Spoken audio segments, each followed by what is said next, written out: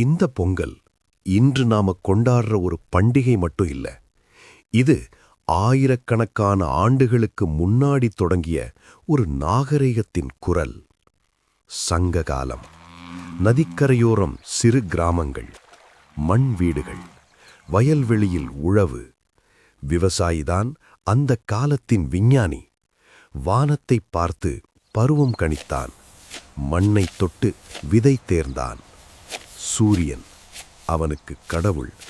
ஏனெனில் அதுதான் விதைக்கும் சக்தி, வளர்க்கும் ஒளி, அறுவடையின் உயிர். மார்கழி முடிந்ததும் வயல்கள் தங்கமாக மாறின. அருவாள் ஒலிகள், மக்களின் சிரிப்புகள், மாடுகளின் மணி ஓசை. அறுவடை முடிந்ததும் புது பானை, புதிய அரிசி, பால் கொதிக்க, பொங்கலோ பொங்கல். அது சத்தமில்ல, அது நன்றி. சூரியனுக்கு, மழைக்கு, மண்ணுக்கு, உழைப்புக்கு. அடுத்த நாள் மாடுகளுக்கு அலங்காரம். கொம்பில் வண்ணம், கழுத்தில் மணி. ஏனெனில் அந்த காலத்தில் விவசாயியின் சகோதரன் மாடு.